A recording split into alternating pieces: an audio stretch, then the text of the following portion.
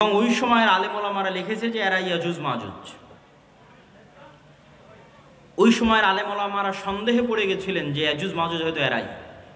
এইভাবে একের পর এক মুসলিম শহর এলাকা, কোথায় চায়না, এখান থেকে শুরু করলে Uzbekistan, Kyrgyzstan, Kazakhstan, Samarkand, বোখারা, Nishapur, Iran, Iraq, তারপরে ইন্ডিয়ার সাইডের কিছু অংশ, আফগানিস্তান, পাকিস্তান, এগুলো সব বিজয় করতে করতে ইরাকের রাজধানী, তৎকালীন আব্বাসীয় খেলাফতের রাজধানী বাগদাদ পর্যন্ত বিজয় করেছে।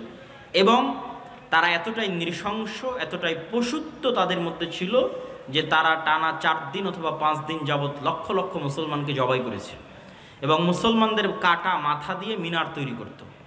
তৃতীয় কোনটা? তৃতীয় হচ্ছে কর্ডোভার পতন, গ্রানাডার পতন। কর্ডোভার পতন হয়েছে 1236, ওই একই সময়।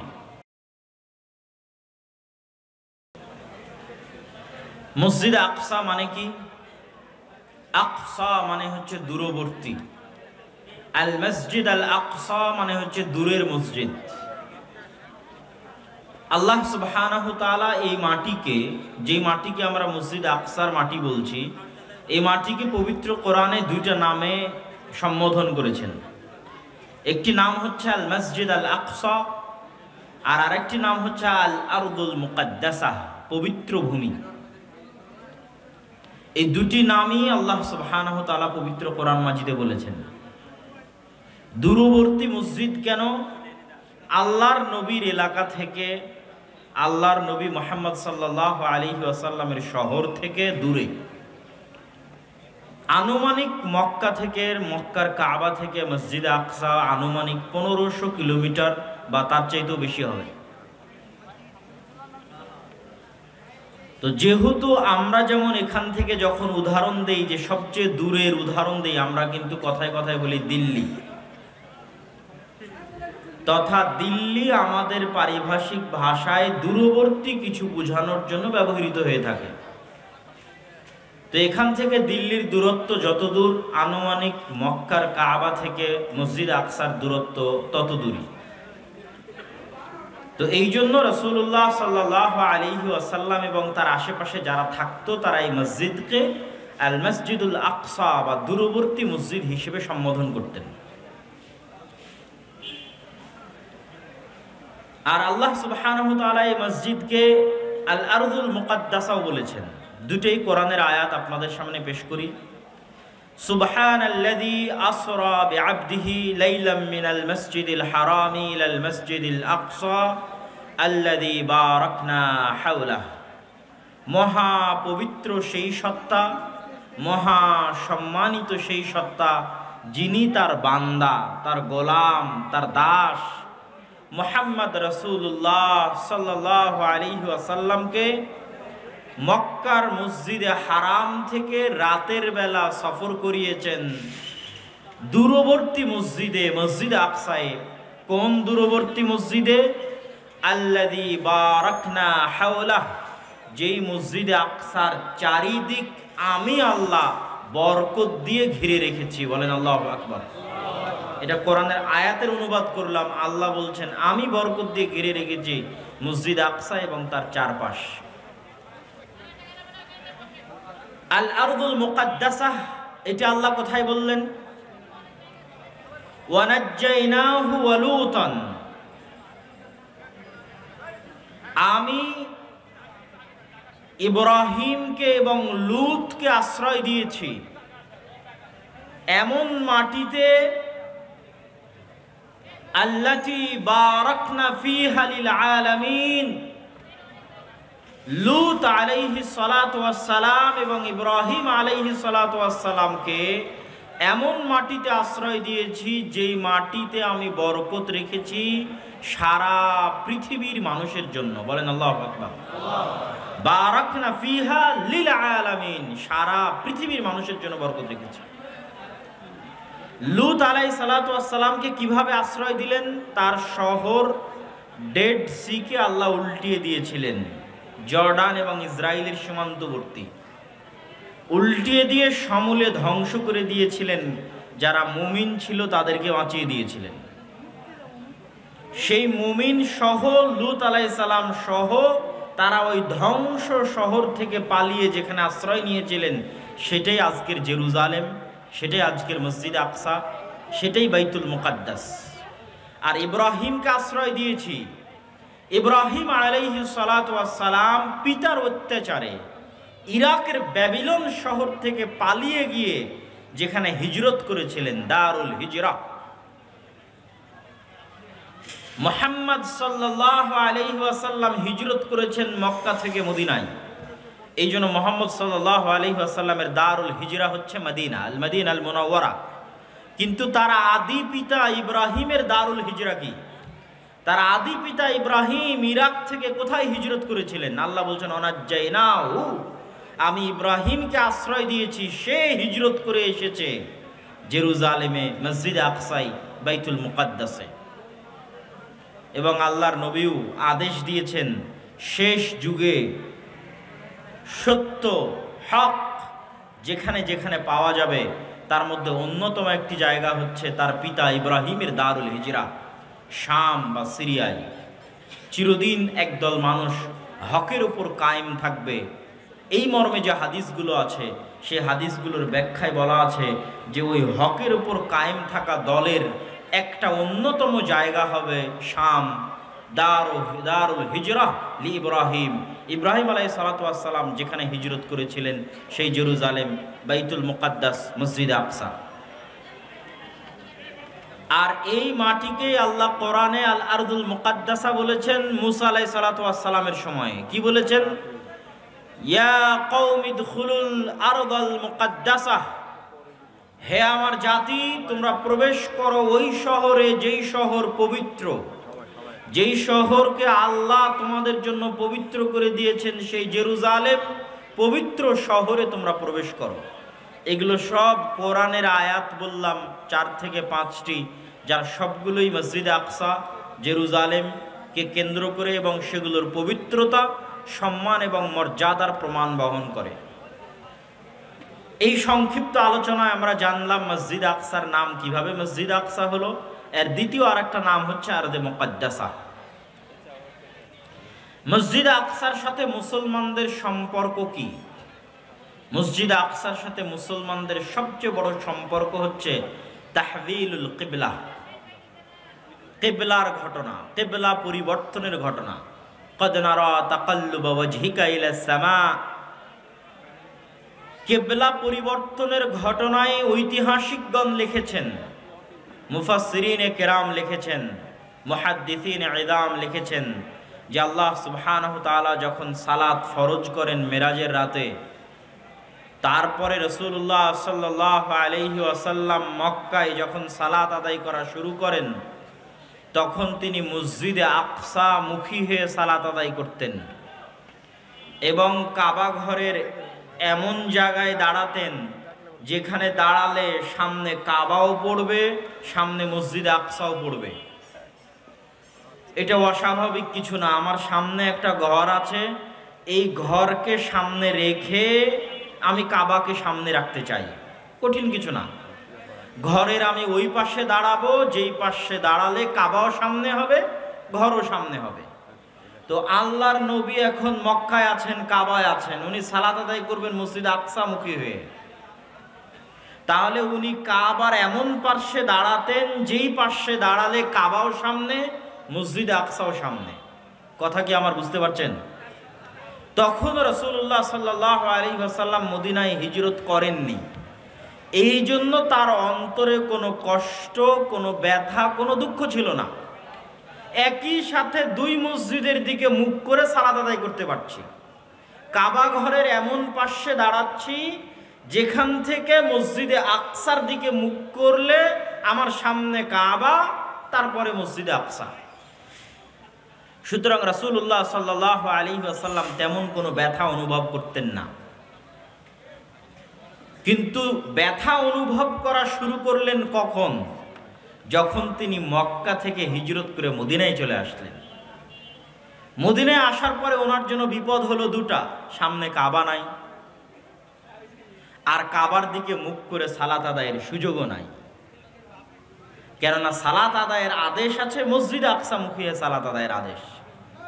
তো মদিনা থেকে উনি একসাথে কখনই পারবেন না, ভৌগোলিক কারণে, যে উনি মসজিদ আকসা মুখী হলে কাবাকে সামনে রাখা সম্ভব নয়। তাহলে একে তো সামনে কাবা নাই, কাবা থেকে বিচ্ছিন্নতার ব্যথা, আর দ্বিতীয়ত কাবাকে যে স্মরণ করবেন, কাবার দিকে যে মুখ করে সালাত আদায় করবেন সেটাও নাই। আল্লাহর বিধান অনুযায়ী আদেশ আছে মসজিদ আকসা মুখিয়ে সালাত আদায় করার। এই কষ্টে রাসূলুল্লাহ সাল্লাল্লাহু আলাইহি ওয়াসাল্লাম সালাত আদায় করেছেন 17 মাস মদিনা মুনাওয়ারায়। 17 মাস পর আল্লাহর আয়াত নাজিল হয় যে আপনি এখন মুখ ফিরিয়ে নিন মসজিদে আকসার দিকে। মসজিদে আকসার দিকে মুখ ফিরিয়ে না, মসজিদে কাবা ঘরের দিকে মুখ ফিরিয়ে নিন। তো কাবা ঘরের দিকে মুখ ফিরিয়ে নেওয়ার এই আদেশ আমাদের কাছে শুধু ধর্মীয় দৃষ্টিকোণ থেকে সালাতের সাথে কানেক্টেড হলেও এর কিছু পলিটিক্যাল ভিউ আছে, পলিটিক্যাল অ্যানালাইসিস আছে, রাজনৈতিক বিচার ও বিশ্লেষণ আছে এই আদেশের সাথে। সেই রাজনৈতিক বিচার ও বিশ্লেষণ হচ্ছে, মক্কায় কোরাইশরা ব্যতীত অন্য ধর্মের মানুষ তেমন বসবাস করত না। মদিনায় ইহুদি এবং খ্রিস্টানদের বসবাস ছিল। শুধু ইহুদি গোত্রের বসবাস ছিল তিনটা, বানু কোরাইজা, বানু কায়নুকা, বানু নাদির। তিনটা ইহুদি গোত্র মদিনায় বসবাস করত। এই সমস্ত ইহুদি আর খ্রিস্টানদের কাছে সবচেয়ে পবিত্র জায়গা মসজিদ আকসা। আল্লাহ সুবহানাহু ওয়া তাআলার পক্ষ থেকে প্রকারান্তরে, বাহ্যিকভাবে না, প্রকারান্তরে এই সমস্ত ইহুদি এবং খ্রিস্টানদের অন্তরকে নরম করার জন্য, তাদের অন্তরে ইসলামের প্রতি ভালোবাসা তৈরি করার জন্য, ইসলামকে তাদের কাছে একটি আসমানি দিন হিসেবে পেশের গ্রহণযোগ্যতা তুলে ধরার জন্য,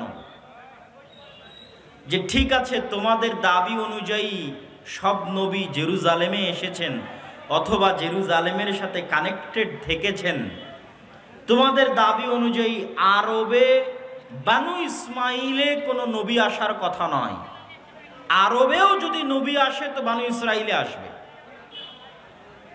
এই জন্য আরব বিশ্বে কোথাও কোনোদিন ইহুদিদের বসবাস ছিল না। মদিনাতে এই তিনটা ইহুদি গোত্র এসেছিল এই আশায় যে তাদের মধ্যে যদি আল্লাহ শেষ নবী পাঠায়, কেননা তারা জানতো শেষ নবী আরবে আসবে। কিন্তু শেষ নবী যে বানু ইসমাইলের বংশে হবেন, ইসমাইল আলাইহিস সালাতু ওয়াস সালামের বংশে হবেন, এটা তারা কল্পনা করেনি। তারা অপেক্ষা করছিল বানু ইসরাইল থেকেই নবী আসবেন। তো এটার পলিটিক্যাল ভিউ কি? আল্লাহ 17 মাস যাবত এই সমস্ত মদিনায় বসবাস করা ইহুদি, মদিনায় বসবাস করা খ্রিস্টানদেরকে একটা চান্স দিলেন তাদের অন্তরকে নরম করার জন্য, তাদের কাছে ইসলামকে একটি আসমানি দিন হিসেবে, ইসলামের সম্পর্কও যে ওই সমস্ত আসমানি দিন যে আল্লাহ সুবহানাহু ওয়া তাআলার পক্ষ থেকে এসেছে, এটাও যে ওই আল্লাহর পক্ষ থেকে আসা আসমানি দিন। ইনিও ইব্রাহিম আলাইহিস সালাতু ওয়াস সালামের বংশধর, যেমন আগের নবীরা ইব্রাহিম আলাইহিস সালাতু ওয়াস সালামের বংশধর, ইনিও ইব্রাহিম আলাইহিস সালাতু ওয়াস সালামের বংশধর। এইগুলো যে একই আল্লাহ সুবহানাহু ওয়া তাআলার পক্ষ থেকে আসছে এটা তুলে ধরার জন্য এটা খুবই জরুরি ছিল যে রাসূলুল্লাহ সাল্লাল্লাহু আলাইহি ওয়াসাল্লাম মসজিদে আকসা মুখী হয়ে সালাত আদায় করবেন। 17 মাস পর যখন কাবার দিকে মুখ ফেরানোর আদেশ দেওয়া হলো, তখন তার মানে ইহুদি খ্রিস্টানদের সাথে ইসলামের পলিটিক্যাল যে একটা এলাই, রাজনৈতিক একটা জোট তাদের সাথে তৈরি করা বা তাদের অন্তরকে নরম করা, ওই দিন শেষ হয়ে যায়, ওই যুগ শেষ হয়ে যায় যে এখন আর তোমাদের খাওয়া নাই। এখন স্বাধীন সত্তা হিসেবে দ্বীনে ইসলাম আস্তে আস্তে বড় হবে এবং একটা সময় ইযহির আলা জামিউল আদিয়ান, সকল দিনের উপর বিজয় লাভ করবে। আর ওই বিজয় লাভের আলামত হিসেবে মসজিদ আকসা একদিন মুসলমানদের হবে। এই আল্লাহ সুবহানাহু ওয়া তাআলার প্ল্যান, পরিকল্পনা এবং মুহাম্মদ সাল্লাল্লাহু আলাইহি ওয়াসাল্লাম এর মাধ্যমে 17 মাস মসজিদে আকসার দিকে কেবলা রাখার মাধ্যমে মুসলমানদের অন্তরে মসজিদ আকসার প্রতি ভালোবাসা দিয়ে দেওয়া। মুসলমানেরা তো আর এই জিনিসটা এখন উঠিয়ে ফেলতে পারবে না, বাদও দিতে পারবে না যে তাদের প্রথম কেবলা কোথায় ছিল, কথা বলেন, আমাদের প্রথম কিবলা কোথায় ছিল? মসজিদে আকসা। আমরা প্রথম সালাত আদায় করেছি, আমার নবী প্রথম সালাত আদায় করেছে। আমার নবীর নির্মিত প্রথম মসজিদ কোন মসজিদের দিকে তৈরি করে বানানো হয়েছিল? মসজিদে আকসা। এই ইতিহাস আমরা মুছেও ফেলতে পারবো না। সুতরাং মসজিদে আকসার প্রতি আমাদের ভালোবাসা থাকবে চিরন্তন, চিরস্থায়ী। এই চিরন্তন চিরস্থায়ী ভালোবাসাটা জুড়ে দেওয়ার জন্য, কানেক্টেড করার জন্য আল্লাহর নবীর জীবদ্দশায় এটা হওয়া খুবই জরুরি ছিল। এটা বিধান হিসেবে, ধর্মীয় বিধান হিসেবে যেটাই থাকুক, এর পলিটিক্যাল গুরুত্ব অনেক অনেক অনেক বেশি। এই কেবলা পরিবর্তনের ঘটনার রাজনৈতিক গুরুত্ব অনেক বেশি। রাসূলুল্লাহ সাল্লাল্লাহু আলাইহি ওয়াসাল্লামের মেরাজের ঘটনার রাজনৈতিক গুরুত্ব অনেক বেশি। যে নবী মুহাম্মদ সাল্লাল্লাহু আলাইহি ওয়াসাল্লাম দাবি করছেন, আল্লাহ সুবহানাহু ওয়া তাআলা কোরআনে আয়াত অবতীর্ণ করে বলছেন যে আমি আমার বান্দাকে মসজিদে হারাম থেকে মসজিদে আকসায় নিয়ে গেছি, সকল নবীর ইমামতিতে সেখানে সালাত আদায় করেছি, বরাক তিনি সেখানে বেঁধে রেখেছেন, সেখান থেকে তিনি আসমানে গেছেন। এই ইতিহাস, এই ঘটনা, পৃথিবীর ইতিহাসের এই ঘটনার গুরুত্ব শুধু ধর্মীয় দিক থেকে নয়, রাজনৈতিক দিক থেকে অনেক অনেক শক্তিশালী। যে মুসলমানদের ভালোবাসার জায়গা, পবিত্রতার জায়গার সাথে মসজিদে আকসাকে স্থায়ীভাবে সম্পৃক্ত করে দেওয়া। মুসলমানেরা যে ইবাদত দৈনিক 5 বার করে, সেই ইবাদতের সাথে ওতপ্রোতভাবে জড়িয়ে আছে মসজিদে আকসা। ওই মেরাজের মাধ্যমে আল্লাহ নবী সেই 5 ওয়াক্ত সালাত নিয়ে এসেছেন, যে মেরাজ শুরু হয়েছিল মসজিদে আকসায়। যেই মেরাজের মাধ্যমে আল্লাহ নবী 5 ওয়াক্ত সালাত নিয়ে আসলেন, ওই সালাত আদায় হলো মসজিদে আকসামুখী। সুতরাং আমাদের দৈনিক আদায় করা সালাতের সাথে মসজিদে আকসার সম্পর্ক চিরন্তন, চিরস্থায়ী। সম্মানিত উপস্থিতি, আর দ্বিতীয়ত, অতীতের দিনের যে সমস্ত বিষয় মানসুখ হয়নি, তার সবই এই দিনের অংশ। এবং নবী মুহাম্মদ সাল্লাল্লাহু আলাইহি ওয়াসাল্লাম অতীতের সকল নবীর প্রকৃত এবং যোগ্য উত্তরসূরি।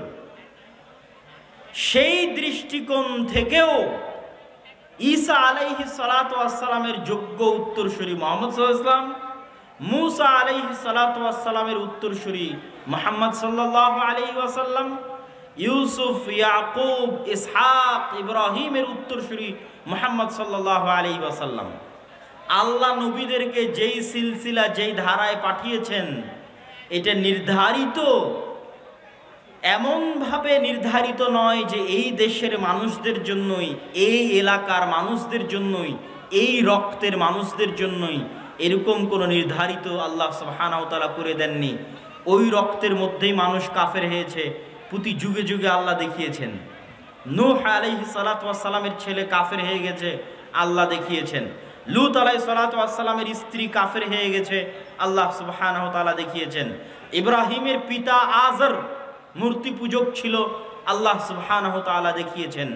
এইভাবে প্রতি স্তরে আল্লাহ দেখিয়েছেন। যে বানু ইসরাইলের আল্লাহ ফজিলত বর্ণনা করছেন, ওই বানু ইসরাইলরা একটা সময় শুধু নবীদের হত্যা করত। জাকারিয়া আলাইহিস সালাতু ওয়াস সালামকে বানু ইসরাইলরা হত্যা করেছে, ইয়াহইয়া আলাইহিস সালাতু ওয়াস সালামকে বানু ইসরাইলরা হত্যা করেছে, ঈসা আলাইহিস সালাতু ওয়াস সালামকে বানু ইসরাইলরা হত্যার চেষ্টা করেছে এবং খ্রিস্টানদের বিশ্বাস অনুযায়ী হত্যা করেছে। অথচ তাদের ফজিলত আল্লাহ অনেক দিয়েছিল। জান্নাত থেকে তাদের খাবার দিত, তাদের জন্য পাথর ফেটে ঝর্ণা প্রবাহিত হতো, তাদের জন্য আল্লাহ ফেরাউনকে ডুবিয়ে দিলেন। তাহলে এই সব জিনিসগুলো কি প্রমাণ করে? এই সব জিনিসগুলো প্রমাণ করে যে ইসলামের সম্পর্ক কোনো ব্যক্তির সাথে, কোনো রক্তের সাথে নয়। ইসলামের সম্পর্ক হচ্ছে আল্লাহ সুবহানাহু ওয়া তাআলা এবং তার পাঠানো ওহীর সাথে। এই জন্য ইব্রাহিমের সবচেয়ে কাছের মুহাম্মদ সাল্লাল্লাহু আলাইহি ওয়াসাল্লাম। দ্বীনের কারণে, তাওহীদের কারণে মিল্লাত ইব্রাহিমের সবচেয়ে শক্তিশালী দাবিদার মুহাম্মদ সাল্লাল্লাহু আলাইহি ওয়াসাল্লাম। আর সারা পৃথিবীতে যারা মিল্লাত ইব্রাহিমের দাবি করছে তারা মিথ্যু। ইহুদিদের দাবি কি? যে তারা মিল্লাত ইব্রাহিম। খ্রিস্টানদের দাবি কি? তারাও মিল্লাত ইব্রাহিম। এগুলো সবগুলোই হচ্ছে আব্রাহামিক রিলিজিয়ান, মানে ইব্রাহিম আলাইহিস সালাতু ওয়াস সালামের সাথে কানেক্টেড ধর্ম পৃথিবীতে 3টে: ইহুদি, খ্রিস্টান এবং ইসলাম। আসলে ইহুদি এবং খ্রিস্টান আর কোনো ধর্মের মধ্যেই সীমাবদ্ধ নাই। ধর্মীয় আকীদা এবং বিশ্বাসের দৃষ্টিকোণ থেকে মুহাম্মদ সাল্লাল্লাহু আলাইহি ওয়াসাল্লাম সবচেয়ে কাছের, ইব্রাহিম আলাইহিস সালাতু ওয়াস সালামের। আর ইব্রাহিম আলাইহিস সালাতু ওয়াস সালাম এই প্রথম নবী যিনি আল্লাহর দুইটা পবিত্র ঘর একসাথে তার সন্তানদের দিয়ে আবাদ করেছেন। আর ওই একই সৌভাগ্য আল্লাহ মুহাম্মদ সাল্লাল্লাহু আলাইহি ওয়াসাল্লাম এবং তার বানু ইসমাইল এবং তার পরবর্তী উত্তরসূরিদের দিয়েছেন। ওই একই সৌভাগ্য যে মুসলমানেরাও একই সাথে দুইটা মসজিদ আবাদ করবে, মসজিদ হারাম, মসজিদ আকসা। এই ভাগ্য আল্লাহ ইব্রাহিম আলাইহিস সালাতু ওয়াস সালামকে দিয়েছিলেন। তারপরে আর কারো এই ভাগ্য হয়নি। ইব্রাহিম আলাইহিস সালাতু ওয়াস সালাম একাই 4 থেকে 5 বার আল আরদুল মুকাদ্দাসা পবিত্র ভূমি থেকে মক্কার পবিত্র ভূমিতে সফর করেছেন 4 থেকে 5 বার।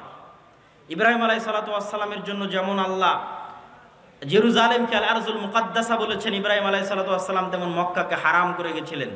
মক্কার জন্য দোয়া করে গেছেন, মক্কার বরকতের জন্য। তার সন্তান সন্ততি স্ত্রীকে মক্কায় রেখে গেছেন। তার এক স্ত্রী এক সন্তান বসবাস করে জেরুজালেমে, আর এক স্ত্রী আর এক সন্তান বসবাস করে মক্কায়। এক স্ত্রী এক সন্তানের বংশধরেরা আবাদ করে মসজিদে আকসা, আর এক স্ত্রী আর এক সন্তানের বংশধরেরা আবাদ করে কাবা। এই সৌভাগ্য একই সাথে পৃথিবীর দুইটা মসজিদ আবাদ করার সৌভাগ্য আল্লাহ ইব্রাহিম আলাইহিস সালাতু ওয়াস সালামকে দিয়েছিলেন। আর তারপরে এই সৌভাগ্য শুধু মুহাম্মদ সাল্লাল্লাহু আলাইহি ওয়াসাল্লাম এবং তার উম্মতেরা পেয়েছে ওমর রাদিয়াল্লাহু তাআলা আনহুর যুগে, যে একই সাথে মক্কা, একই সাথে মসজিদে আকসা। এটাই হচ্ছে ইসলামের বিজয়। এই যে ইযহির আলা জামিইল আদিয়ান, যে পৃথিবীর সকল দিনের উপর ইসলামের বিজয়ের আলামতটা কোথায়? মক্কা এবং মদিনার দরজা ফিতনার জন্য চিরদিনের জন্য বন্ধ। মক্কা এবং মদিনার দরজা ফিতনার জন্য চিরদিনের জন্য বন্ধ। যে কিয়ামত পর্যন্ত এই জায়গা মাহফুজ, সংরক্ষিত। কে হেফাজত করবে? আল্লাহর ফেরেশতারা হেফাজত করবে। তাহলে কোন জায়গা আলামত হিসেবে থেকে গেল যে এটা হচ্ছে আলামতের চিহ্ন যে কোন দিন বিজয়ী রাজনৈতিকভাবে? সেটা হচ্ছে মসজিদ আকসা। এবং পৃথিবীর 90% মানুষ কোন যুদ্ধে জড়িয়ে পড়তে পারে? ওই যুদ্ধেই জড়িয়ে পড়তে পারে যেই যুদ্ধ মসজিদে আকসাকে কেন্দ্র করে হবে। আর পৃথিবীতে এরকম ক্রাইটেরিয়া ফুলফিল করার মতো আর দ্বিতীয় কোনো বস্তু নাই যেটার জন্য এত বড় যুদ্ধ হতে পারে। নাই তো হবে কেমনে? যুদ্ধ হওয়ার জন্য কারণ থাকা লাগবে। তাহলে পৃথিবীর 90% মানুষ একটা যুদ্ধে জড়িত হয়ে যাবে, তার জন্য সবচেয়ে বড় কারণ হচ্ছে মসজিদ আকসা। যেই সমস্ত আল মালহামা আল কুবরার কথা রাসূলুল্লাহ সাল্লাল্লাহু আলাইহি ওয়াসাল্লাম বলেছেন যে কিয়ামতের পূর্ব মুহূর্তে এমনও যুদ্ধ হবে যে একটা পাখি উঠতে উঠতে ক্লান্ত হয়ে যাবে লাশের উপর দিয়ে। কারো যদি 100 সন্তান থাকে তাহলে 99টা সন্তান মারা যাবে। লাশের উপর দিয়ে উঠতে উঠতে পাখি ক্লান্ত হয়ে লাশের উপরেই পড়ে যাবে। তথা পৃথিবীর 90% মানুষ এই যুদ্ধে অংশগ্রহণ করবে। এই যুদ্ধ একমাত্র মসজিদ আকসাকে কেন্দ্র করেই হতে পারে, একমাত্র জেরুজালেমকে কেন্দ্র করে হতে পারে। কেন? এখানে কারণ আছে। কারণ এটাই যে আপনি আজকে আমেরিকাকে প্রস্তাব দেন যে আপনাদেরকে আমরা মুসলমানেরা সারা দুনিয়া দিয়ে দিতে চাই, শুধু মসজিদ আকসা আমাদের দিতে হবে। তারা রাজি হবে না। জেরুজালেম আমাদের দিতে হবে, রাজি হবে না। আপনি ইহুদিদের বলেন যে তোমাদের জন্য আমরা নতুন একটা জান্নাত বানিয়ে দেব ইউরোপ আমেরিকার মধ্যে, তোমরা যাও সেখানে। এখানে কেন এসেছো? তারা এখানে এসেছে ধর্মীয় কারণে। আর আমরা সমাধান করতে যাচ্ছি পলিটিক্যাল, জাতীয়তাবাদী অথবা ধর্মনিরপেক্ষতাবাদী চেতনা দিয়ে নাকি মসজিদ আকসা উদ্ধার হবে। আর এই বিষ বাষ্প ফিলিস্তিনিদের মধ্যে ঢুকিয়ে দিয়েছে যে তোমরা জাতীয়তাবাদী চেতনায় আর ধর্মনিরপেক্ষতাবাদী চেতনায় চেষ্টা করো, তাহলে মসজিদ আকসা তোমাদের উদ্ধার হবে। বাবা, যারা মসজিদে আকসা জেরুজালেম দখল করেছে তারা জাতীয়তাবাদী চেতনাতেও দখল করেনি, ধর্মনিরপেক্ষতাবাদী চেতনাতেও দখল করেনি। তারা শুধুই শুধু সির্ফ ধর্মীয় চেতনা থেকে মসজিদে আকসা এবং জেরুজালেম দখল করেছে এবং এখনো অপেক্ষায় আছে কখন এই মসজিদে আকসা ভেঙ্গে এই মসজিদে আকসাতে ইহুদিদের জন্য সিনাগগ তৈরি করা হবে। সেই দিন এখনো আসেনি, তারা সেটার অপেক্ষা। তাদের টার্গেট হচ্ছে ওইটা। সম্মানিত উপস্থিতি, আর আমরা মুসলমানেরা সমাধান করতে চাচ্ছি এটা ধর্মনিরপেক্ষতা বাদ দিয়ে, জাতীয়তাবাদ দিয়ে। আচ্ছা, এই দীর্ঘ আলোচনার প্রথম সামারি পয়েন্ট কি? প্রথম সামারি পয়েন্ট হচ্ছে মসজিদে আকসা আপনার হাতে নাই মানে আপনি রাজনৈতিকভাবে পরাজিত। গোটা মুসলিম উম্মাহ, গোটা মুসলিম বিশ্ব রাজনৈতিকভাবে পরাজিত। মসজিদে আকসা জেরুজালেম আপনার হাতে নাই মানে আপনার উপর দিয়ে এখন আল্লাহর আযাব এবং গজব প্রবাহিত হচ্ছে। মসজিদে আকসা মুসলমানদের হাতে নাই মানে মুসলমানদের উপর দিয়ে কি প্রবাহিত হচ্ছে বলেন তো? আল্লাহর আযাব এবং গজব। যে উম্মতে মুহাম্মাদি যে এখন আযাব এবং গজবের হালতে আছে, অবস্থায় আছে, এটা বুঝবে কোথায় থেকে? দেখবে মসজিদে আকসা হাতে নাই। কেন? মক্কা আর মদিনা কোনোদিন হাতছাড়া হবেই না। আমি বলেছি মক্কা মদিনার দরজা ফিতনার জন্য বন্ধ। দ্বীনে ইসলাম যখন পৃথিবীতে কোথাও থাকবে না, তখনও মদিনা এবং মক্কায় থাকবে। রাসূলুল্লাহ সাল্লাল্লাহু আলাইহি ওয়াসাল্লামের বাণী। তাহলে আপনার রাজনৈতিক বিজয়ের চিহ্ন এবং আলামত হচ্ছে মসজিদ আকসা। পুরো পৃথিবীর উপর ইসলাম এবং মুসলমানদের আধিপত্যের আলামত হচ্ছে মসজিদ আকসা। মসজিদ আকসা আপনার হাতে নাই মানে পৃথিবীতে আপনাদের আধিপত্য নাই। পৃথিবীতে আপনারা গোলামে পরিণত হয়েছেন, আমরা গোলামে পরিণত হয়েছি। পৃথিবীতে আমরা অধিকার বঞ্চিত জাতিতে পরিণত হয়েছি। আমরা আযাব এবং গজবের মধ্যে দিয়ে দিন পার করছি। তার প্রমাণ হচ্ছে মসজিদে আকসা আমাদের হাতে নাই। আল্লাহ সুবহানাহু ওয়া তাআলা রাখেননি, আমাদের আমলের কারণে, আমাদের চরিত্রের কারণে, আমাদের গুনাহের কারণে। আর আমরা এই মসজিদে আকসা ফেরত পেতে পারবো না। মিছিল আয়োজনের মাধ্যমেও ফেরত পেতে পারবো না, ফেসবুকে লেখালেখির মাধ্যমেও ফেরত পেতে পারবো না। সারা বিশ্বে কত জায়গায় মিছিল হচ্ছে তার হিসাব নাই। হার্ভার্ড ইউনিভার্সিটির ছাত্ররা মিছিল করতেছে, মুসলিম ছাত্ররা। আমি যে শহর থেকে আসলাম, ডান্ডি ইউনিভার্সিটির যারা মুসলিম সোসাইটি আছে তারাও সমাবেশ আয়োজন করেছে মসজিদে আকসার জন্য। কিন্তু প্রশ্ন এটা নয়, প্রশ্ন হচ্ছে যারা এই সমাবেশটা আয়োজন করেছে তারা কি ওই মসজিদে আকসা আবাদ করার যোগ্য? আল্লাহ কি তাদেরকে যোগ্য হিসেবে বিবেচনা করছেন? এটাই হলো প্রশ্ন। যে আপনি কি আপনার নিয়ত, আপনার ইখলাস, আপনার আমল দিয়ে মসজিদে আকসার উত্তরসূরি হওয়ার, উত্তরাধিকারী হওয়ার যোগ্য হিসেবে নিজেকে গড়ে তুলতে পেরেছেন? যে আপনার হাত দিয়ে মসজিদে আকসা বিজয়ী হবে, বিজয় হবে। এই মসজিদ আকসা কার কার হাত দিয়ে বিজয় হয়েছে? ইউশা বিন নুনের হাত দিয়ে বিজয় হয়েছে। এই মসজিদে আকসা দাউদ আলাইহিস সালাতু ওয়াস সালামের হাত দিয়ে বিজয় হয়েছে। এই মসজিদে আকসা ওমর ইবনুল খাত্তাব রাদিয়াল্লাহু তাআলা আনহুর হাত দিয়ে বিজয় হয়েছে। এই মসজিদে আকসা সালাহুদ্দিন আল আইয়ুবির হাত দিয়ে বিজয় হয়েছে। তাদের এই বিজয়ের ঘটনাগুলো পড়েন, তাদের আমল, আখলাক, চরিত্র, আকীদা, বিশ্বাস দেখেন যে আল্লাহ সুবহানাহু ওয়া তাআলা কেন, কিভাবে তাদেরকে এই বিজয় দান করেছিলেন। আর আমরা কোন জায়গায় আছি যে আমরা ওই জায়গা থেকে বঞ্চিত এবং আল্লাহর আযাব এবং গজবের শিকার আমরা। সম্মানিত উপস্থিতি, আজকে আমরা মুসলমানেরা যে কঠিন এবং ভয়াবহ অবস্থার মুখোমুখি, এই কঠিন এবং ভয়াবহ অবস্থার চাইতেও কঠিন এবং ভয়াবহ অবস্থা মুসলমানদের ইতিপূর্বে গেছে, এর চাইতেও কঠিন আর ভয়াবহ। সেটাই আপনাদেরকে শোনানোর জন্য সংক্ষিপ্ত একটা সামারি দিই। সেই সংক্ষিপ্ত সামারি হচ্ছে, মুসলমানেরা মাত্র 200 থেকে 300 বছরের মধ্যে যত যত বড় বড় ঝড় মোকাবেলা করেছে, এত বড় ঝড় তারপরে এখন পর্যন্ত আর মোকাবেলা করেনি। এই ঝড়গুলো কি কি? 3টে ঝড় যারা মসজিদে আকসা নিয়ে চলে গেছিল। 2 মঙ্গোলীয়দের ঝড় যারা বাগদাদে লক্ষ লক্ষ মুসলমানকে জবাই করেছিল, মুসলমানদের খালিফাকে পর্যন্ত জবাই করেছিল, আব্বাসীয় খেলাফতের পতন ঘটিয়েছিল। 3 কর্ডোভা, গ্রানাডা এবং স্পেনের পতন। সুকুত আন্দালুস, আন্দালুসের পতন, স্পেন, কর্ডোভা, গ্রানাডার পতন। 3টে। এই 3টার মধ্যে এখন 2টা চলমান আছে। আপনারা শুধু মসজিদে আকসার কথা জানেন, কর্ডোভার জামে মসজিদের কথা জানেন না। আল্লাহ সুবহানাহু ওয়া তাআলা আমাদেরকে মসজিদে আকসায় যাওয়া থেকে বঞ্চিত রেখেছেন।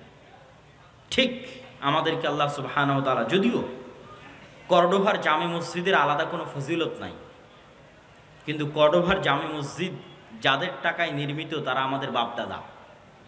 কথা কি আমার বুঝতে পারছেন? যেমন উমাইয়া খলিফারা মিশরের 7 বছরের রাজস্ব আয় মসজিদ আকসায় ব্যয় করেছিল, 7 বছরের রাজস্ব আয়। ঠিক তেমনি আন্দালুসের যারা খলিফা ছিল তারা বড় বড় বিজয়ের গনিমতের মাল জামে মসজিদ কর্ডোভায় ব্যয় করে দিয়েছে। জামে মসজিদ কর্ডোভা নিকট অতীতে তথা এখন কাবা এবং মদিনার যে সম্প্রসারণ হয়েছে, এখন গত 20-30 বছরে যে বিশাল সম্প্রসারণ, এই সম্প্রসারণের আগে পৃথিবীর সবচেয়ে বড় মসজিদগুলোর একটা মসজিদ, পৃথিবীর সবচেয়ে বড় মসজিদগুলোর একটা মসজিদ হচ্ছে জামে মসজিদ কর্ডোভা, আরবিতে বলা হয় কুরতুবা, যেখানে একই মসজিদে একই ফ্লোরে 70,000 অথবা তার চেয়ে বেশি মানুষ সালাত আদায় করতে পারবে একই ফ্লোরে। আর ওই মসজিদে এখন প্রবেশ করবেন, দেখবেন মসজিদ মূর্তিতে পরিপূর্ণ। মারিয়াম আলাইহিস সালাতু ওয়াস সালাম এবং ঈসা আলাইহিস সালাতু ওয়াস সালামের মূর্তিতে পরিপূর্ণ মসজিদ, তথা খ্রিস্টানদের মা মেরি এবং জেসাস এবং মা মেরির মূর্তিতে পরিপূর্ণ। আর ওখানে একজন মুসলমানকেও ব্যক্তিগতভাবেও সালাত আদায় করতে দেওয়া হবে না। আপনি যদি চুল পরিমাণ আপনার অন্তরে ঈমান থাকে আর আপনি যদি স্পেনে গিয়ে জামে মসজিদ কর্ডোভায় প্রবেশ করেন, তো আপনার চোখ দিয়ে পানি বের হবেই হবে। প্রত্যেক যে মুসলমান যার অন্তরে চুল পরিমাণ ঈমান আছে, সে যদি স্পেনে যায় এবং জামে মসজিদ কর্ডোভায় প্রবেশ করে, তাহলে তার চোখ দিয়ে পানি পড়তে বাধ্য। যে সে মসজিদের মধ্যে দাঁড়িয়ে আছে, মেম্বার আছে, ছাদ আছে, বিশাল মসজিদ, কিন্তু সে সালাত আদায় করতে পারবে না, মসজিদে আজান হয় না। শুধু একটা মসজিদ নয়, এরকম পুরো কর্ডোভায় যত গির্জা আছে, পুরো গ্রানাডায়, পুরো স্পেনে যত গির্জা আছে, প্রত্যেকটা গির্জা মসজিদ। আপনি ধোকায় পড়ে যাবেন, বাহির থেকে দেখলে আপনি ধারণা করবেন এটা মসজিদ, কেননা মিনার আছে। বাহির থেকে দেখলে বুঝবেন মসজিদ, কেননা মেহরাব আছে, এটা মসজিদই। মিনার মেহরাব আছে মানে মসজিদ। ভিতরে যেয়ে দেখবেন যে মূর্তিতে পরিপূর্ণ, আসলেই মসজিদ। কিন্তু এখন আজানও নাই, একামতও নাই, মুসলমানও নাই। অথচ ওই মসজিদগুলো যারা ওয়াকফ করেছিল আল্লাহর সন্তুষ্টির জন্য, তারা মুসলমান ছিল। ওই মসজিদগুলোতে যারা দান করেছিল মসজিদ নির্মাণের জন্য, তারা মুসলমান ছিল। এটাই আমি বলছি যে জামে মসজিদ কর্ডোভার হয়তো আলাদা কোনো ফজিলত নাই, কিন্তু জামে মসজিদ কর্ডোভার মুসলমানদের টাকাতেই নির্মিত।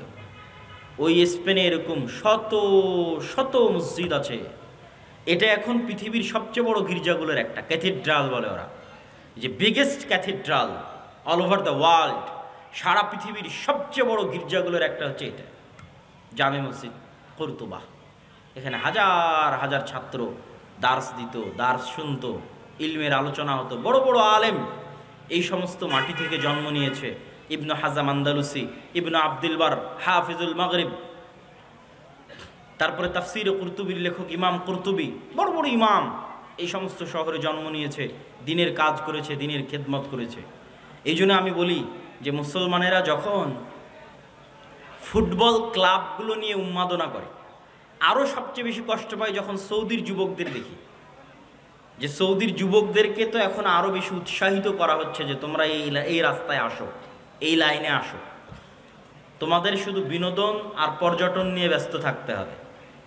তো তাদের যখন দেখি যে ওই যে সমস্ত ক্লাব, পৃথিবীর সবচেয়ে বিখ্যাত ক্লাবগুলো হচ্ছে স্পেনের, বার্সেলোনা, রিয়াল মাদ্রিদ, এগুলো বেশিরভাগ এগুলো হচ্ছে স্পেনের শহর। বার্সেলোনা হচ্ছে স্পেনের শহর, মানে এটা এই বার্সেলোনা মুসলমানদের, ওই মাটি ওই জায়গা মুসলমানদের ছিল। তাহলে আপনি যখন ওইটা নিয়ে উন্মাদনায় ব্যস্ত, তখন যদি আপনাকে নিয়ে গিয়ে আমি জামে মসজিদ কর্ডোভার মধ্যে দাঁড় করাই, কর্ডোভার মধ্যে দাঁড় করাই, সৌদি আরবের এই সমস্ত যুবকদেরকে নিয়ে গিয়ে যদি জামে মসজিদ কর্ডোভায় দাঁড় করানো হয় আর বলা হয় না এখন উন্মাদনা করো তোমার বার্সেলোনা নিয়ে আর রিয়াল আর মাদ্রিদ নিয়ে, কেন আল্লাহ তোমাদের কাছ থেকে মসজিদ ছিনিয়ে নিয়েছে? কেন আল্লাহ তোমাদের কাছ থেকে মসজিদ আকসা ছিনিয়ে নিয়েছে? যে সারা পৃথিবীর কোনো মুসলমান আর মসজিদ আকসায় যেতে পারে না, সালাত আদায় করতে পারে না। তো মুসলমানের অন্তরে তো ব্যথা থাকা উচিত যে তিনটা পবিত্র মসজিদ, পবিত্র ভূমি, যেখানে সফর করার আদেশ দেওয়া হয়েছে, যেখানে পড়লে অতিরিক্ত সালাত আদায় করলে অতিরিক্ত নেকির ঘোষণা দেওয়া হয়েছে, এই তিনটা মসজিদের একটা মসজিদ হচ্ছে মসজিদ আকসা। তো ওই মসজিদ আকসায় তো তুমি যেতে পারো না, ওই মসজিদ আকসায় তো তুমি সালাত আদায় করতে পারো না। অথচ আগের যুগের প্রত্যেক মুসলমানেরা ইতিহাস পড়েন, প্রত্যেক যারা মুসলমান আমার বাংলাদেশ থেকে রওনা দিয়েছে, কোনো হাজি একসাথে 3টা মসজিদ না দেখে ফিরে আসতো না। মানে এটা যে হজ ট্রিপের অংশ, যে আপনি এখন হজ এবং ওমরায় যাচ্ছেন, মানে এই ট্রিপে 3টা মসজিদ থাকবে, মসজিদ আকসা হে, মসজিদ নববী হে, হারাম হয়ে তারপর আপনি বাড়ি যাবেন। আগের যুগের মানুষ হজ করার জন্য সফর করবে আর মসজিদ আকসায় যাবে না, এটা কল্পনার বাইরে, এটা অসম্ভব। আর আপনাদের এখন কতজন হাজি আছে হজ করে আসতেছেন মক্কা থেকে, মদিনা থেকে, মসজিদ আকসায় যেতে পেরেছেন? যেতে দিবে আপনাকে? কেউ দিবে না। সম্মানিত উপস্থিতি, এই কষ্ট অন্তরে থাকতে হবে।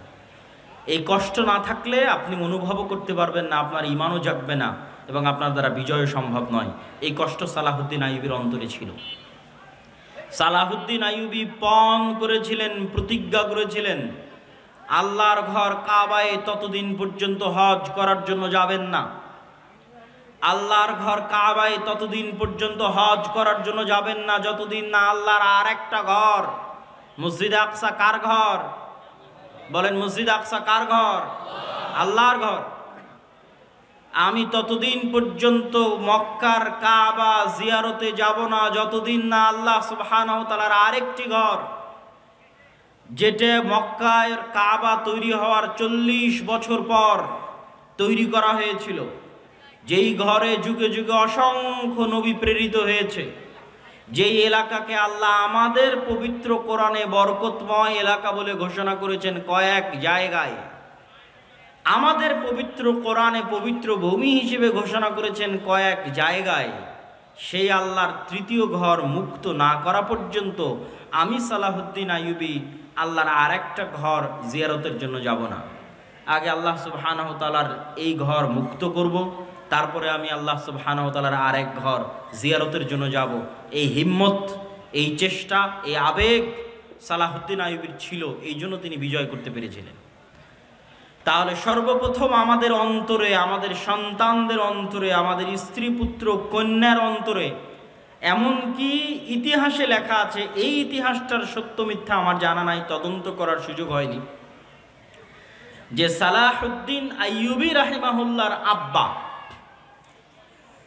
তিনি বিবাহের সময় এই শর্তেই বিবাহ করেছিলেন যে এমন মেয়েকে বিবাহ করবেন যার অন্তরে মসজিদ আকসার ভালোবাসা আছে এবং যেও চায় এমন একটি সন্তান জন্ম দিতে যে মসজিদ আকসা বিজয়ের জন্য তার জীবনকে বিলিয়ে দিবে। মসজিদ আকসা বিজয় করতে পারবে না পারবে সেটা পরের কথা, কিন্তু মসজিদ আকসা বিজয়ের জন্য তার জীবনকে বিলিয়ে দিবে, শহীদ হয়ে যাবে। এই নিয়ত কোন মেয়ের আছে তাকে আমি বিবাহ করতে চাই। সম্মানিত উপস্থিতি, সালাহুদ্দিন আইয়ুবী রাহিমাহুল্লাহর যে যুগ, আমি বলেছি তিনটে মহাবিপদ মুসলমানেরা একই সময় পার করেছে।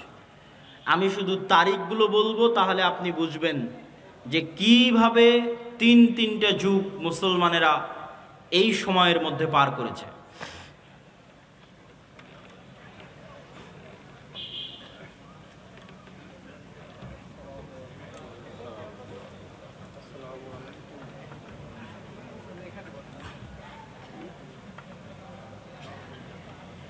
আমরা যদি 1000 খ্রিস্টাব্দ অথবা 1100 খ্রিস্টাব্দকে শুরু ধরি আর 1400 খ্রিস্টাব্দকে বা 1400 খ্রিস্টাব্দের মাঝামাঝি পর্যন্ত শেষ ধরি, তাহলে এই 300 বছর, 1100 থেকে 1400, এই 300 বছরে মুসলমানদের উপর পৃথিবীর সবচেয়ে বড় বড় কয়েকটা বিপদ গেছে। তার মধ্যে 1, মসজিদ আকসা হারিয়ে ফেলা। 2, মসজিদ আকসা কাদের হাতে মুসলমানেরা হারিয়ে ফেলেছিল? ক্রুসেডারদের হাতে। ক্রুসেডাররা এসেছিল কোথায় থেকে? ইউরোপ থেকে, ইতালি থেকে, ফ্রান্স থেকে, জার্মানি থেকে ক্রুসেডাররা এসেছিল। 2, বাগদাদের আব্বাসীয় খেলাফতের পতন কাদের হাতে হয়েছিল? মঙ্গোলীয়দের হাতে।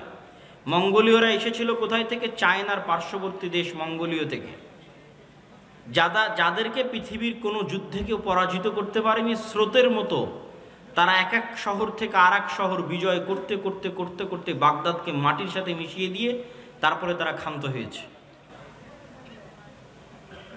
এবং ওই সময়ের আলেম ওলামারা লিখেছে যে এরা ইয়াজুজ মাজুজ। ওই সময়ের আলেম ওলামারা সন্দেহে পড়ে গেছিলেন যে ইয়াজুজ মাজুজ হয়তো এরাই।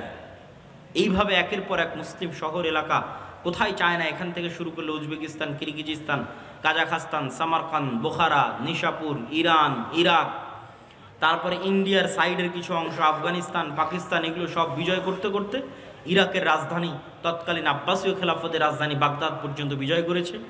এবং তারা এতটাই নৃশংস, এতটাই পশুত্ব তাদের মধ্যে ছিল যে তারা টানা 4 দিন অথবা 5 দিন যাবৎ লক্ষ লক্ষ মুসলমানকে জবাই করেছে এবং মুসলমানদের কাটা মাথা দিয়ে মিনার তৈরি করত। তৃতীয় কোনটা? তৃতীয় হচ্ছে কর্ডোভার পতন, গ্রানাডার পতন। কর্ডোভার পতন হয়েছে 1236, ওই একই সময় স্পেনের পতন। তাহলে এই 3টে বড় ঘটনার মতো একসাথে এত বড় ঘটনা মুসলমানদের উপর আর যায়নি। এই জন্য আমি বারবার বলি যে এখন মুসলমানেরা যে বিপদ, যে আপদ, যে কষ্টের মধ্যে আছে, এর চেয়ে বেশি কঠিন, বেশি ভয়ঙ্কর বিপদ আপদ জাতিগতভাবে মুসলমানদের উপর দিয়ে পার হয়ে গেছে। তা হচ্ছে এই 200-300 বছর ক্রান্তিকাল, ইসলাম এবং মুসলমানদের ক্রান্তিকাল।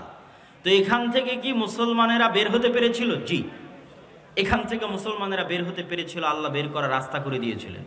এক, মসজিদ আকসা আল্লাহ মুক্ত করেছেন সালাহুদ্দিন আইয়ুবীর মাধ্যমে। সালাহুদ্দিন আইয়ুবীর মাধ্যমে মসজিদে আকসা মুক্ত করার যুদ্ধ ছিল হিত্তিনের যুদ্ধ। সালাহুদ্দিন আইয়ুবী মসজিদে আকসা মুক্ত করার জন্য কয়েকটা পয়েন্টে কাজ করেছেন। এই পয়েন্টগুলো খুবই গুরুত্বপূর্ণ। তার মধ্যে 1 নম্বর পয়েন্ট হচ্ছে গোটা মুসলিম এলাকা মোনাফেকে পরিপূর্ণ হয়ে গেছিল। সব আমির ওমারারা মোনাফেক।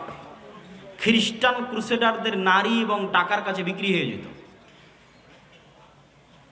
সমস্ত আমির ওমারারা। আর সবচেয়ে বেশি শত্রুতা করত শিয়ারা। ওই সময় শিয়াদের শাসন ছিল মিশরে। ফাতিমীয়, ওবায়দীয় শিয়া খেলাফত ছিল মিশরে, যারা প্রতিষ্ঠা করেছিল জামিয়াতুল আজহার। আজকের আজহার বিশ্ববিদ্যালয় শিয়ারা প্রতিষ্ঠা করেছিল শিয়া মাযহাব প্রচার করার জন্য। তো সালাহুদ্দিন আইয়ুবী রাহিমাহুল্লাহর 2টা টার্গেট ছিল। মিশর এবং সিরিয়াকে এক করতে হবে। মিশর এবং সিরিয়া একত্রিত না হওয়া পর্যন্ত মসজিদ আকসা আমি বিজয় করতে পারবো না। মজার বিষয় হলো ওমর রাদিয়াল্লাহু তাআলা আনহুর যুগেও যখন মসজিদ আকসা বিজয় হয়, তখনও মুসলমানেরা মিশর এবং সিরিয়া একত্রিত করেছিল। মিশর এবং সিরিয়ার বিজয় শেষ করে মসজিদ আকসার বিজয় সম্পন্ন করেছিল। কেননা ভৌগোলিকভাবে আজও মসজিদ আকসা বিজয় করা কঠিন যদি সিরিয়া এবং মিশর আপনার হাতে না থাকে। ফিলিস্তিন বিজয় করা কঠিন যদি সিরিয়া এবং মিশরের মাটি আপনার হাতে না থাকে। এর অনেক ভৌগোলিক বিশ্লেষণ আছে, আমি লম্বা আলোচনায় যাব না। তার মধ্যে সবচেয়ে বড় ভৌগোলিক বিশ্লেষণ হচ্ছে ভূমধ্য সাগর। ভূমধ্য সাগরের পানি আপনি কি দিয়ে কন্ট্রোল করবেন? ক্রুসেডাররা সব আসতো ওই পানি দিয়ে, ভূমধ্য সাগর দিয়ে। বেশিরভাগ স্থলপথেও আসতো না তা নয়, কিন্তু পানি দিয়ে আসতো। ওই ভূমধ্য সাগরের তীর কন্ট্রোলে নিতে হলে আপনাকে সিরিয়া পুরো কন্ট্রোলে নিতে হবে, মিশর পুরো কন্ট্রোলে নিতে হবে। তাহলে প্রবেশ পথ বন্ধ, অন্তত সমুদ্র দিয়ে আর কেউ আসতে পারবে না। এবার মাটি আপনার দখলে, এখন শুধু মসজিদে আকসা বাকি। তো এটা ছিল সালাহুদ্দিন আইয়ুবী রাহিমাহুল্লাহর 1 নম্বর কৌশল। 2, সালাহুদ্দিন আইয়ুবী রাহিমাহুল্লাহ আকীদাগত যুদ্ধ লড়েছিলেন, আকীদার যুদ্ধ। তিনি শিয়াদের বিরুদ্ধে যুদ্ধ করতে করতে ক্লান্ত হয়ে গেছে। যত বেশি মুসলমানদের বিরুদ্ধে সালাহুদ্দিন আইয়ুবী যুদ্ধ করেছিলেন, মুসলিম শাসক এবং মুনাফিকদের বিরুদ্ধে, তত যুদ্ধ উনি ক্রুসেডারদের সাথেও লড়েননি, তত যুদ্ধ উনি এই খ্রিস্টানদের সাথেও লড়েননি।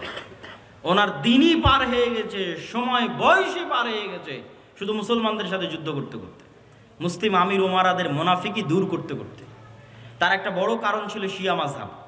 এই শিয়া মাযহাব থেকে মিশরকে মুক্ত করার জন্য আরেকটা মাদ্রাসা প্রতিষ্ঠা হলো মাদ্রাসা নিজামিয়া। নিজামুল মুলক তিনি এই মাদ্রাসা প্রতিষ্ঠা করলেন। তার নামে মাদ্রাসার নাম হলো মাদ্রাসা নিজামিয়া। যে মাদ্রাসা নিজামিয়াকে প্রতিষ্ঠা করা হয়েছিল জামিয়াতুল আজহারের মোকাবেলায়, শিয়া মাযহাবকে উৎখাত করার জন্য আরব বিশ্ব থেকে। এবং এই মাদ্রাসা নিজামিয়ার ছাত্রদের বড় ভূমিকা ছিল পরবর্তীতে মঙ্গোলীয়দের পতন ঘটাতে এবং পরবর্তীতে ক্রুসেডারদের পতন ঘটাতে এবং পরবর্তীতে শিয়া মাযহাব থেকে আরব বিশ্বকে মুক্ত করতে মাদ্রাসা নিজামিয়ার ছাত্রদের বড় অবদান ছিল। বড় বড় আলেম এই মাদ্রাসার ছাত্র। ইবনু আসাকির তারিখ দিমাশকের লেখক এই মাদ্রাসার ছাত্র। ইমাম গাজ্জালি এই মাদ্রাসার ছাত্র। এবং এই মাদ্রাসারই পরবর্তী উত্তরসূরিরা ছিলেন ইবনু কাসির, ইবনুল আসির, ইবনু তাইমিয়া। তাদের যুগের যারা, তারা আরও পরে এসেছেন, কিন্তু তার আগের যখন মাদ্রাসা প্রতিষ্ঠা হয় তখনকার কথা বলছি, সম্মানিত উপস্থিতি। তারপরে সালাহুদ্দিন আইয়ুবী রাহিমাহুল্লাহ মিশর বিজয় করার পর জামিয়াতুল আজহার থেকে শিয়া মাযহাবকে চিরদিনের জন্য নিষিদ্ধ করে দিলেন, এবং আজ পর্যন্ত এখন পর্যন্ত মিশরে আর পরবর্তীতে শিয়া মাযহাব প্রবেশ করতে পারেনি, এবং জামিয়াতুল আজহার বা আজহার বিশ্ববিদ্যালয়ে শিয়া মাযহাব প্রবেশ করতে পারেনি। তারপরে এবার যখন তিনি জেরুজালেম বিজয়ের জন্য অভিযান শুরু করলেন, তখন সবচেয়ে বড় যুদ্ধটা হয়েছিল হিত্তিনের প্রান্তরে। আর ইউরোপ থেকে যারা এসেছিল, ইউরোপ হচ্ছে সব শীতকালীন দেশ, শীতকালীন কান্ট্রি। মুসলমানেরা শীতকালীন এরিয়া বিজয় করতে পারতো না, স্পেন পর্যন্ত গিয়ে শেষ। স্পেনের সাথে লাগানো ফ্রান্স, স্পেনের সাথে লাগানো সীমানা ইতালি ফ্রান্স মুসলমানেরা বিজয় করতে পারেনি।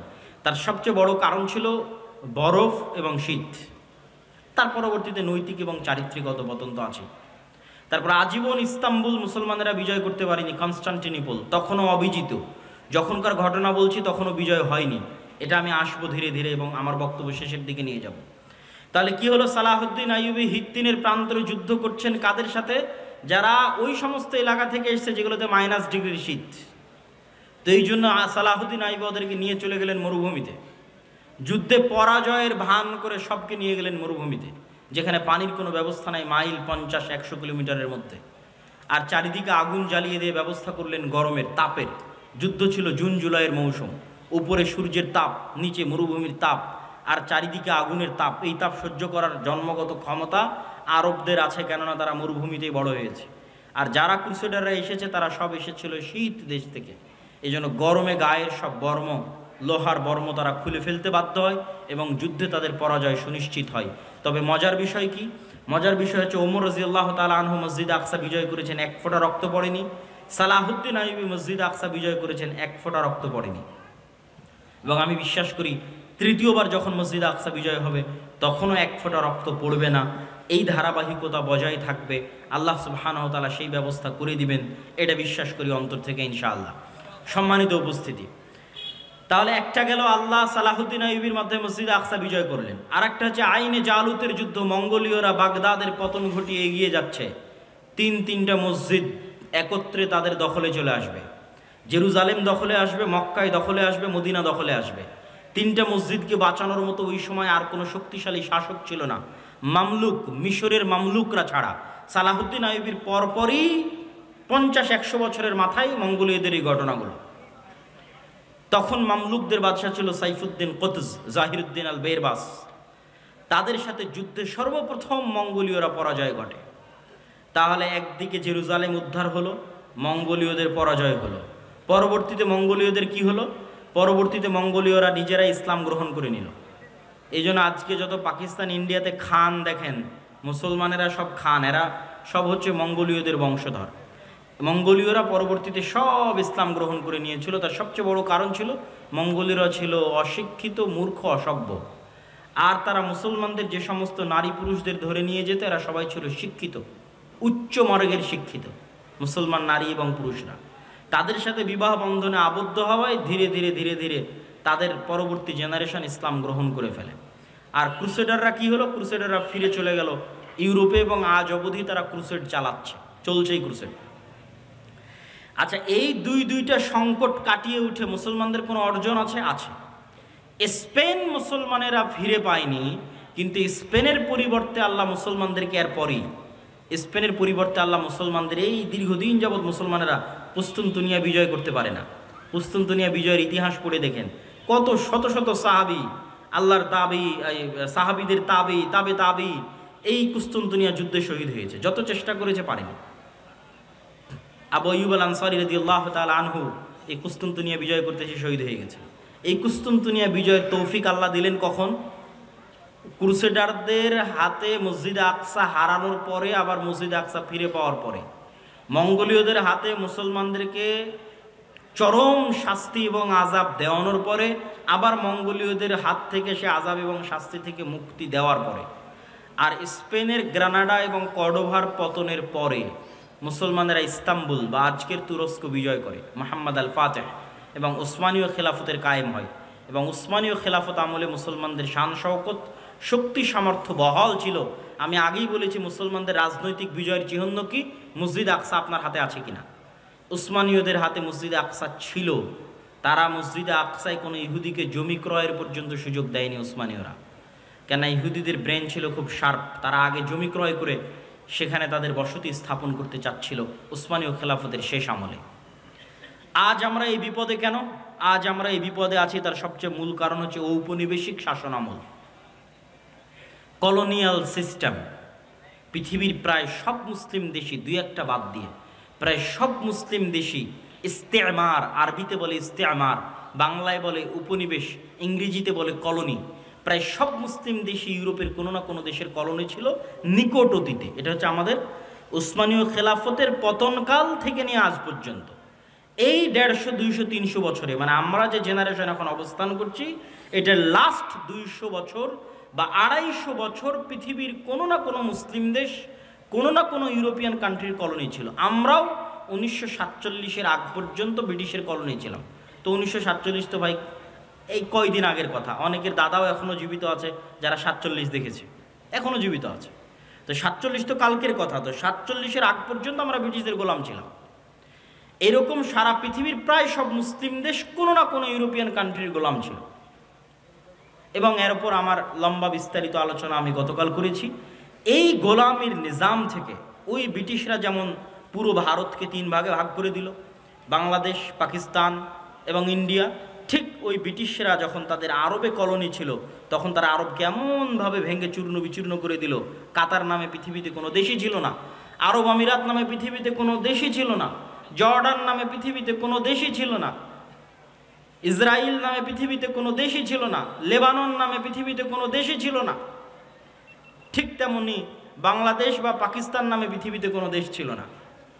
এগুলো সব ওই যে ইস্তেমার, কলোনিয়াল সিস্টেম। ওরা যখন এই দেশগুলো ছেড়ে গেছে তখন ডিভাইড অ্যান্ড রুল, ভাগ করে গেছে, নতুন দেশ তৈরি করে গেছে। তো ওই শাম সিরিয়াকে জর্ডানে ভাগ করেছে, লেবাননে ভাগ করেছে, একটু দিয়েছে জর্ডান, একটু দিয়েছে লেবানন, একটু দিয়েছে কাতার, একটু দিয়েছে আরব আমিরাত, একটু দিয়েছে বাহরাইন, একটু একটু করে দিয়ে ওর মধ্যে থেকে ইসরায়েল বের করেছে। ওর মধ্যে থেকে অল্প একটু জায়গা বের করেছে ইসরায়েলের জন্য, অনেক দীর্ঘদিনের সুপরিকল্পনার ফসল এবং মুসলমানদের অধপতনের ফসল, মুসলমানদের উপর আল্লাহর আযাব এবং গজবের যে আলামত সেটার প্রমাণ। আর এই আযাব এবং গজব থেকে উদ্ধার হওয়া সম্ভব নয় আমল এবং ইমানে পরিবর্তন ছাড়া। আমল এবং ইমানে পরিবর্তন ছাড়া সম্ভব নয়। আমি আপনাকে চ্যালেঞ্জ দিয়ে বলতে পারি, যেই ইহুদিরা ইসরায়েলে আছে তারা তাদের ধর্ম পালনে, আপনারা আপনাদের ধর্ম পালনে যতটুকু অ্যাক্টিভ তার চেয়ে বেশি অ্যাক্টিভ। কথা মনে হয় আমার বুঝতে পারেননি। আপনাদের কতজনের মুখে দাঁড়িয়ে আছে, আর ইহুদি একটা পল্লী মহল্লায় গিয়ে দেখবেন ওদের কতজনের মুখে দাঁড়িয়ে আছে। ইহুদিরা সারা পৃথিবীর মানুষকে চায় যে তারা খারাপ থাকুক, কিন্তু তারা নিজেরা ভালো থাকবে। সারা পৃথিবীর মানুষ মদ খেলে, জুয়া খেললে তাদেরকে গোলাম বানানো সহজ, কিন্তু তাদের সন্তানেরা যদি জুয়া খেলে, মদ খায়, তাহলে তারা পৃথিবী শাসন করতে পারবে না। এই জন্য এটা তাদের এজেন্ডা যে তাদের সন্তানেরা মদ, জুয়া, ফ্রি ফায়ার, পাবজি খেলবে না, কিন্তু তারা পৃথিবীতে এমন সিস্টেম তৈরি করবে যে মুসলমানের সন্তান জন্ম হওয়ার পর থেকে মদ, জুয়া, আড্ডা, গাঞ্জা, ফ্রি ফায়ার, পাবজি নিয়ে পড়ে থাকবে। তাহলে এরা হবে কি? এদের অবস্থা হবে গরু ছাগলের মতো। কেননা যে নেশাখোর, যে জুয়াখোর, সে গরু ছাগল। তার পৃথিবীতে কেন, বাড়ি, দেশে কেন, এলাকায় কেন, বাড়িতে পর্যন্ত শাসন ক্ষমতা কায়েম করতে পারবে না। একটা জুয়াখোর, একটা মদখোর কি বাড়িতে শাসন চালাতে পারবে? পারবে না। তো যে জুয়াখোর, মদখোর বাড়িতে শাসন চালাতে পারবে না, ও কোশ্চিনকালে মসজিদে আকসা বিজয় করতে পারবে না। যে ফ্রি ফায়ার, পাবজিতে ব্যস্ত আছে, ও বাড়ি চালাতে পারবে না, তো মসজিদে আকসাকে আমি বিজয় করবে। তো কিন্তু ইহুদিরা তাদের সন্তানকে জন্মের পর থেকে বলবে পড়ো পড়ো পড়ো পড়ো, জ্ঞান অর্জন করো, বড় হও, পৃথিবী শাসন করতে হবে, অস্ত্র বানাও, জ্ঞান বিজ্ঞান নিয়ে ব্যস্ত থাকো, আর গোটা আরব বিশ্বকে ব্যস্ত রাখো পর্যটন আর বিনোদনে, দুবাই আর কাতারকে ব্যস্ত রাখো ফুটবল বিশ্বকাপে। আর ফুটবল বিশ্বকাপ আয়োজন করা আর এগুলো খেলাধুলা নিয়ে পড়ে থাকা যদি খুবই ভালো হতো, তাহলে ইসরায়েলই আগে থাকতো। কথা বুঝতে পেরেছেন? ইসরায়েল কিসে সবার আগে? অস্ত্র বানাও, অস্ত্র কিনো, এটাতে সবার আগে, জ্ঞান বিজ্ঞানে সবার আগে। আর ওর পাশের যে মুসলিম দেশগুলো আছে, ওরা কিসে আগে? ওরা হচ্ছে পর্যটনের জন্য বানাও, বিনোদনের জন্য বানাও, টাকাও ঢেল, কিন্তু সব খরচ করছে পর্যটন বিনোদনে। এই জন্য আল্লাহর গজব আরো কন্টিনিউ হচ্ছে, আরো দীর্ঘস্থায়ী হচ্ছে। এই গজব থেকে মুসলমানদের বের হতে হলে দিনে ফিরে আসতে হবে। মুসলমানদের সবচেয়ে বড় শক্তির জায়গা হচ্ছে তাদের দিন, তাদের আকীদা, তাদের বিশ্বাস। সারা পৃথিবীতে তারা শিখিয়েছে যে তোমরা সন্তান কম নাও, আর কোনো ইহুদি ফ্যামিলি পাবেন না যেখানে 6টা 7টা করে বাচ্চা নাই, পাবেন না। আপনি নিজে আজকে তদন্ত করতে পারেন, কেন এরা পৃথিবীর খুবই রহস্য ঘেরা একটা জাতি। এদের বিষয়ে কোনো তথ্য পাবেন না, এদের বিষয়ে গবেষণা করতে গেলে আপনি দেখা যাচ্ছে আউট হয়ে যাবেন পৃথিবী থেকে। অত্যন্ত রহস্য ঘেরা একটা জাতি, অনেক অল্প সংখ্যক। কিন্তু যদি আপনার পক্ষে সম্ভব হয়, বিশেষ করে যে সমস্ত মুসলমান ভাইয়েরা ইউরোপে আছেন, তারা ইহুদি পল্লীগুলোতে গিয়ে দেখবেন তাদের কয়টা করে সন্তান। আর তাদেরই এনজিওগুলো আপনার মুসলিম এলাকায় গিয়ে বলতেছে তোমাদের সন্তান কমাও। এই জন্য তারা টার্গেট করে ইচ্ছা করে ফিলিস্তিন গাজায় শিশুদেরকে হত্যা করতেছে। ঠিক যেমন ফেরাউন বানু ইসরায়েলের শিশুদেরকে হত্যা করত। তাহলে দুইভাবে আপনার শিশুকে হত্যা করতেছে, এক বম মেরে হত্যা করতেছে, আর এক আপনার মাথায় দিয়ে দিয়েছে যে আপনি 2টার বেশি যেন সন্তান না নেন। কিন্তু সে জন্ম দিচ্ছে 6টা 7টা 8টা 10টা করে। এই জন্য ওদের এরকম কোনো ছোট গাড়ি থাকে না। আমাদের যে ছোট কারগুলো, এই ছোট কারগুলো তারা ইউজ করে না, তারা ইউজ করে বড় 4, 6, 7 সিটের 4 হুইলার জিপ, যাতে ফুল ফ্যামিলি নিয়ে যাতায়াত করা যায়। কারণ ফ্যামিলি তো 2টা সদস্য না, 6টা 7টা সদস্য, তো ছোট কারে তো হবে না। তারা সারা পৃথিবীতে সুদি বিজনেস তৈরি করে রেখেছে, কিন্তু তারা নিজেরা পরস্পরের সাথে সুদি লেনদেন করে না। মানে এক ইহুদি আর এক ইহুদির সাথে সুদি লেনদেন করবে না, কিন্তু ওই ইহুদি আবার পৃথিবীর সবচেয়ে বড় সুদি কোম্পানির মালিক। তার মানে সারা দুনিয়ার মানুষের টাকা সুদের নামে কবজা করে নাও, কিন্তু তুমি যখন আর এক ইহুদিকে ধার দিবা তখন করজে হাসানা দিবা, সুদ নয়। যেগুলো বলতেছি এগুলো দেখা বলতেছি, আপনারাও চাইলে পরীক্ষা করতে পারেন। এই রকম বড় বড় দাড়ি থাকবে তাদের, 80 থেকে 90%। 3 ওয়াক্ত সালাত আদায় করবে, তাদের মসজিদের নাম সিনাগগ। 3 ওয়াক্ত সালাতের জন্য মসজিদে যাবে এবং এরকম লম্বা দাড়ির সাথে যাবে। তাহলে তাদের সাথে আমাদের শত্রুতা কি? আমাদের আকীদা বিশ্বাসে কিন্তু অনেক মিল আছে। খ্রিস্টানেরাও অপেক্ষায় আছে একজন মাসিহ আসবে, ইহুদিরা অপেক্ষায় আছে একজন মাসিহ আসবে, আমরাও অপেক্ষায় আছে একজন মাসিহ আসবে। তাহলে আকীদায় মিল হলো না ভাই? আকীদায় মিল আছে, আর মাসিহ তো আসবেই, ঈসা মাসিহ। কিন্তু কার জন্য উদ্ধারকারী হয়ে আসবেন সেটাই হলো প্রশ্ন। খ্রিস্টানদের জন্য উদ্ধারকারী হয়ে আসবেন, না মুসলমানদের জন্য উদ্ধারকারী হয়ে আসবেন, না ইহুদিদের জন্য উদ্ধারকারী হয়ে আসবেন? কোরআন এবং হাদিস বলছে মাসিহ আসবে 2টা, একটা মাসিহ আদ-দাজ্জাল আর একটা ঈসা মাসিহ। মাসিহ আদ-দাজ্জাল হবে ইহুদিদের উদ্ধারকারী, আর ঈসা আলাইহিস সালাতু ওয়াস সালাম হবেন মুসলমানদের উদ্ধারকারী। সম্মানিত উপস্থিতি, এরকম আকীদা বিশ্বাসে আরও মিল আছে। তারাও এক পৃথিবীতে এক আল্লাহর ইবাদত করে, মানে আল্লাহর একত্ববাদে বিশ্বাস করে সামান্যতম হলেও। তাদের মধ্যেও শিরক আছে, কিন্তু যেমন আমাদের বেরেলভী ভাইয়েরা যেমন তাদের মধ্যে শিরক থাকলেও তারা এক আল্লাহ বিশ্বাস করে, এরকম এক আল্লাহ বিশ্বাস করে। দিনের মধ্যে একটা দিন হচ্ছে ইহুদি দিন। ইহুদিরা খ্রিস্টানদের মতো তৃত্ববাদে বিশ্বাস করে না। খ্রিস্টানরা কিন্তু 3টে দিনে বিশ্বাস করে, 3টে রব বা খোদায় বিশ্বাস করে, তারা একটাই বিশ্বাস করে। মুসলমানেরাও একটাই বিশ্বাস করে। তাহলে শত্রুতা কোথায়? শত্রুতা আমাদের পক্ষ থেকে নয়। মুসলমানেরা কোনো দিনই জাতিগতভাবে ইহুদিদের সাথে শত্রুতা করে। তাআলা আনহুকে খ্রিস্টান পাদ্রীরা জোর করে লিখিয়েছে চুক্তির মধ্যে, যে আপনি লেখেন চুক্তিতে যে জেরুজালেমে আপনি কোনো ইহুদিকে বসবাস করতে দিবেন না। ওমর রাদিয়াল্লাহু তাআলা নিজে থেকে বলেইনি কখনো। ওমর রাদিয়াল্লাহু তাআলা বরং তাদের সাথে এটা বলে রেখেছে যে তোমরা যত কড়া করে বলতেছে, এত কড়া করে তো করা ঠিক হবে না।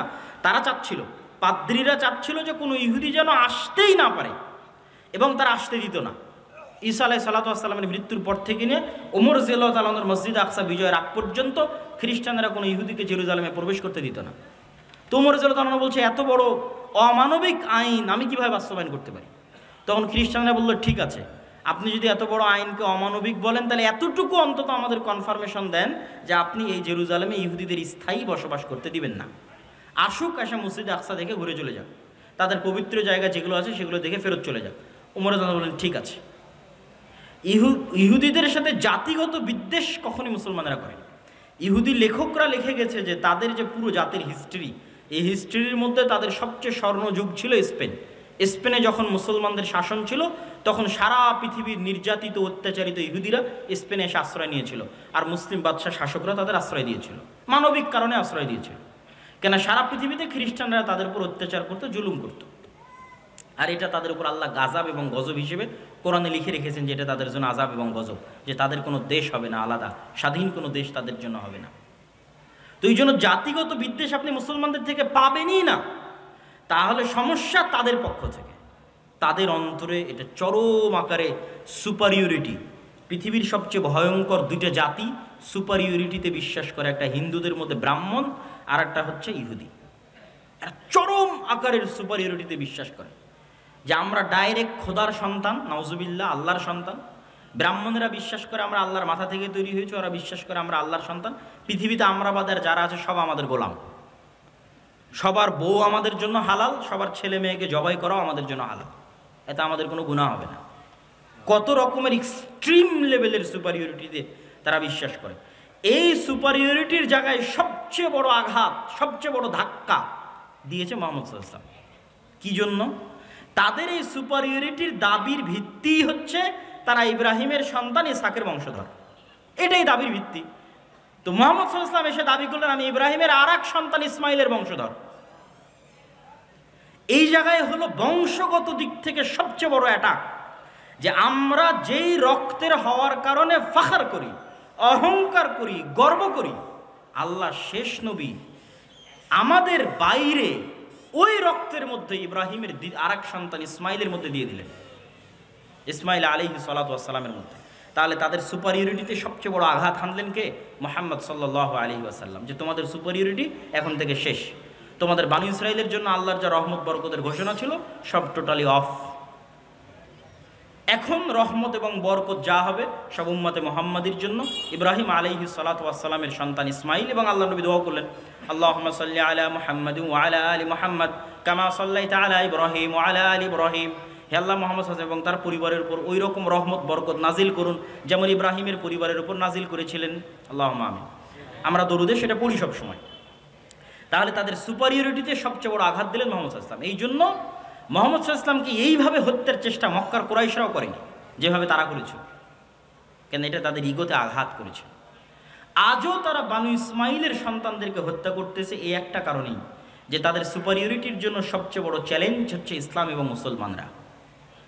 কেন তারা যে মিল্লাতে ইব্রাহিমের দাবি করে, ওই মিল্লাতে ইব্রাহিমের যোগ্য এবং সত্য দাবিদার, যোগ্য এবং সত্য উত্তরসূরি হচ্ছে মুহাম্মদ সাল্লাল্লাহু আলাইহি ওয়াসাল্লাম এবং তার অনুসারীরা।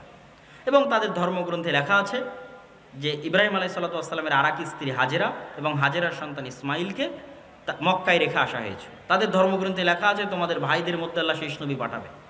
ওরা মনে করে আছে আমাদের ভাইদের মধ্যে মানে ইব্রাহিম আলাইহিস সালামের দুই সন্তানও তো পরস্পরে ভাই, ভাই না ভাই না?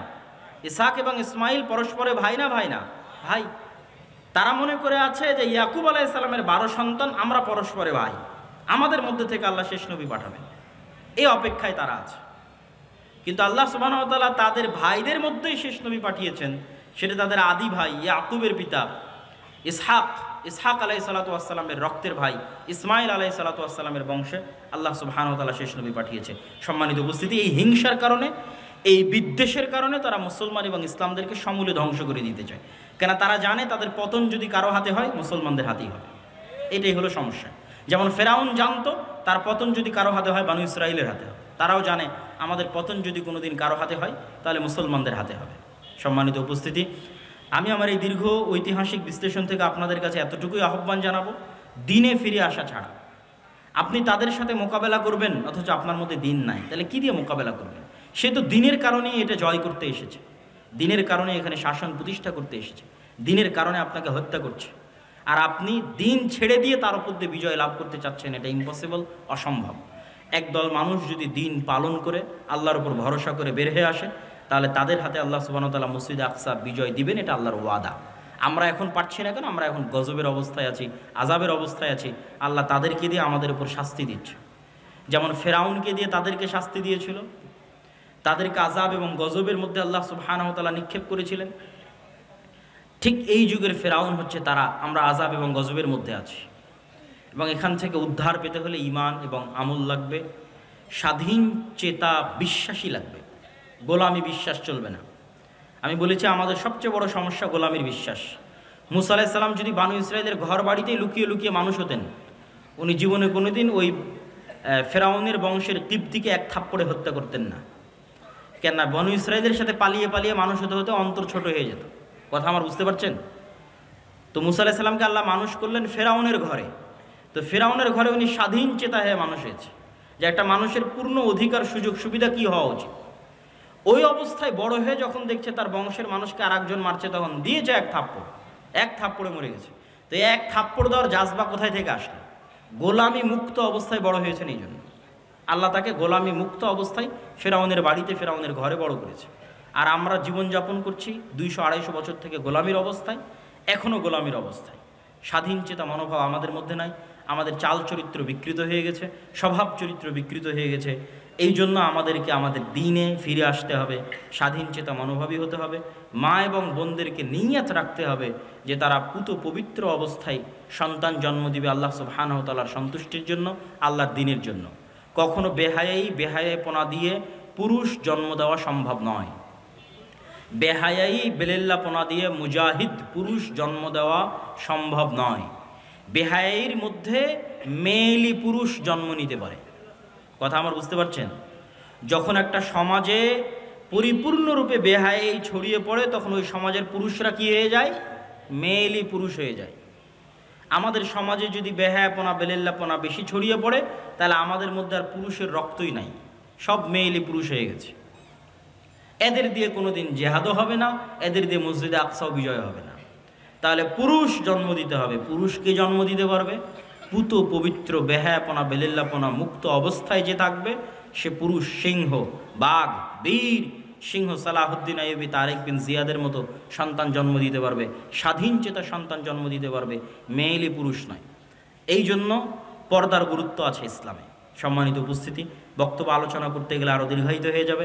আমরা আজকে যে উদ্দেশ্যে এখানে একত্রিত হয়েছি সেটা হচ্ছে দাওয়া ইলাল্লাহর পক্ষ থেকে মসজিদ ভিত্তিক দিন শিক্ষা কার্যক্রম। আমরা 4টে জেলার 126টা মসজিদ সফর করেছি, আপনার এলাকাতেও এসেছি। আপনাদের চারঘাটে সফর করেছি, আপনাদের বাঘায় সফর করেছি, আপনাদের পুঠিয়াতে সফর করেছি। হয়তো সফরের সময় আপনারা ছিলেন না বা জানতেন না, হয়তো সেভাবে বুঝতে পারেননি, কিন্তু আমরা আমাদের মতো 126টা মসজিদ সফর শেষ করেছি। আমাদের সফরগুলো আবারও শুরু হবে ইনশাআল্লাহ। এবং 200 থেকে 250টার মতো মসজিদে আমাদের মসজিদ ভিত্তিক দিন শিক্ষা, মক্তব শিক্ষা কার্যক্রম পরিচালিত আছে। আমরা চাই যে মুসলমানের সন্তানেরা 2 থেকে 2.5% মাদ্রাসায় যায়, বাকিরা মাদ্রাসায় যায় না। তাদেরকে আজকের এই একদিনের বক্তব্য দিয়ে দিন শেখানো সম্ভব?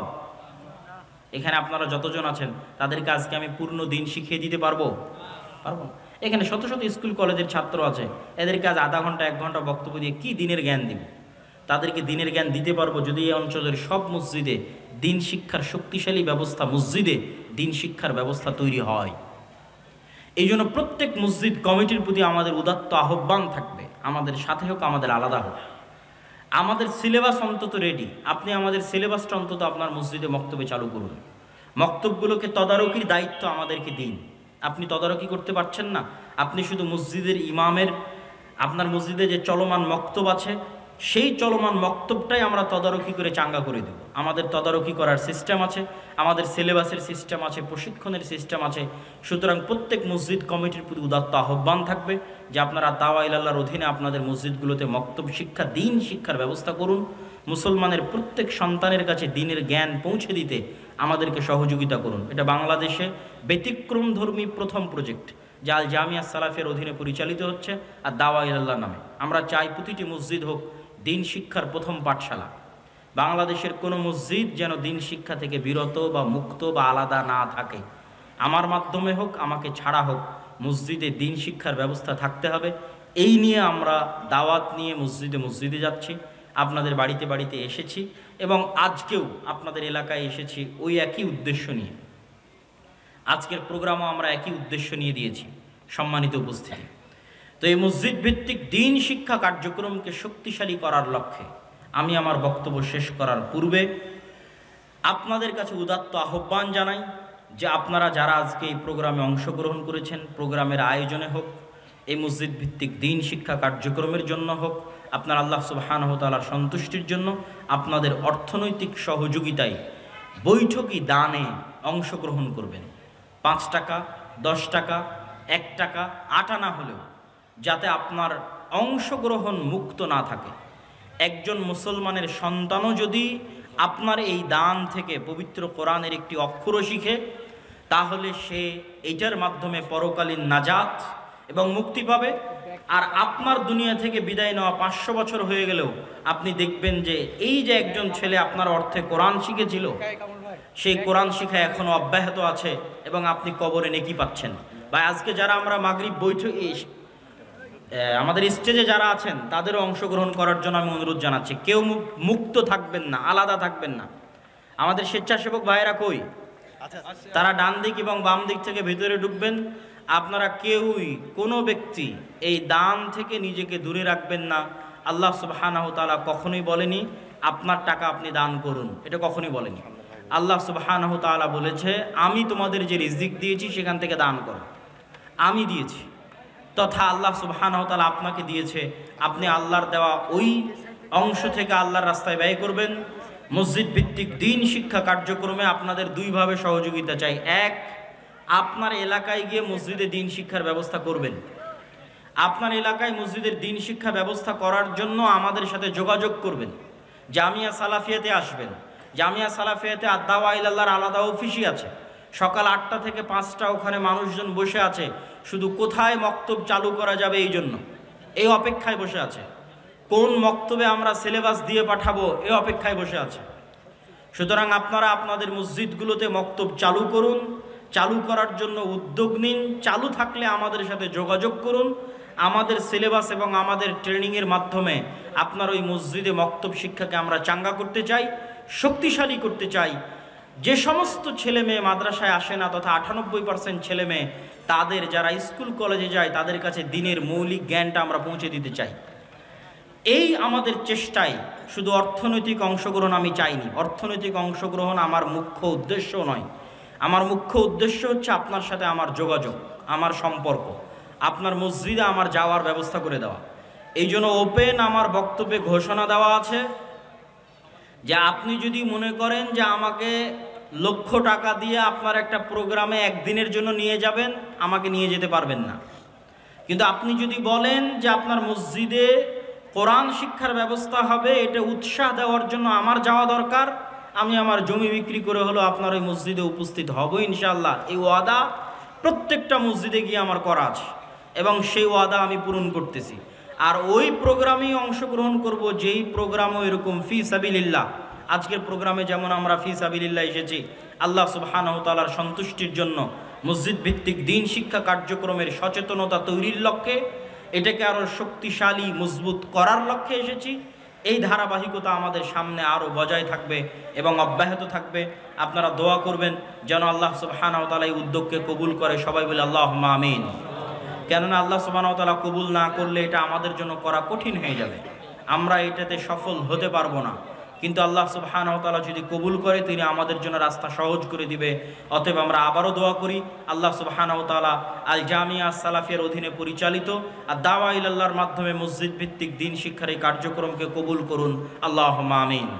সম্মানিত উপস্থিতি, এখান থেকে যখন আপনারা আলোচনা শেষে বিদায় নেবেন, তখন বিদায় নিয়ে যাওয়ার পূর্বে আমাদের মাসিক আল ইতিসামকে মূল্যায়ন করার চেষ্টা করবেন। বাংলাদেশের একমাত্র পত্রিকা যার ফতোয়া বোর্ডে ভারতের জামিয়া সালাফিয়া বানারসের মুহাদ্দিসরাও বসে, একমাত্র পত্রিকা বাংলাদেশের যার ফতোয়া বোর্ডে শুধু বাংলাদেশের আলেমরা নয়, ভারতের আহলে হাদিসদের সবচেয়ে বড় প্রতিষ্ঠান জামিয়া সালাফিয়া বানারসের বড় বড় বিজ্ঞ ওলামায়ে কেরাম এই ফতোয়া বোর্ডে অংশগ্রহণ করে থাকেন, যারা এখন আল জামিয়া সালাফিয়া ডাঙ্গিপাড়া পবা রাজশাহীর শিক্ষক হিসেবেও দায়িত্ব পালন করছেন।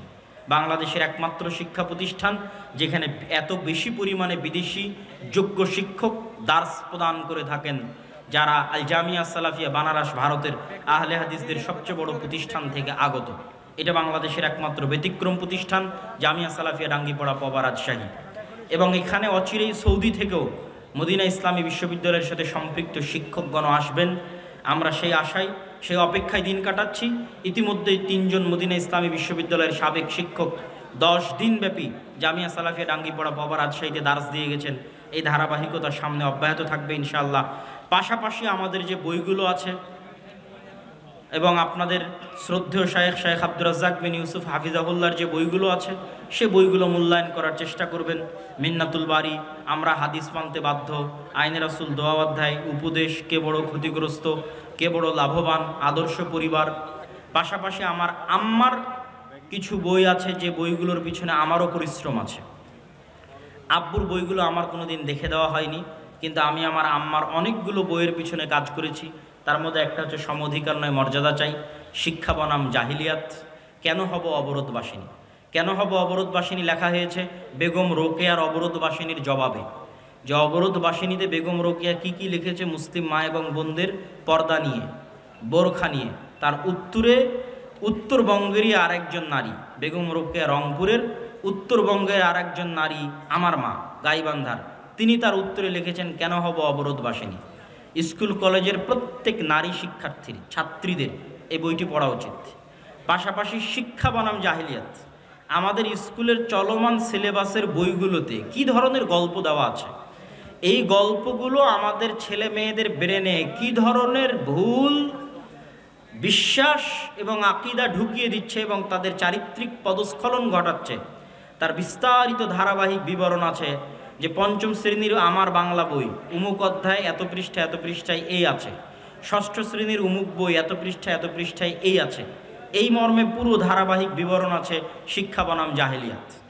আর সমঅধিকার নয় মর্যাদা চাই হচ্ছে যে সমস্ত নারীরা সমঅধিকারের দাবিতে নারীবাদীতে রূপ নিয়েছে এবং ইসলামের গণ্ডি থেকে বের হয়ে যাচ্ছে, তাদের মুখোশ উন্মোচন করা হয়েছে সমঅধিকার নয় মর্যাদা চাই। সম্মানিত উপস্থিতি, পাশাপাশি আমি আপনাদেরকে সুখবরও দিতে চাই যে মিন্নাতুল বারী দ্বিতীয় খণ্ডের মানুষের অনেক অপেক্ষা ছিল।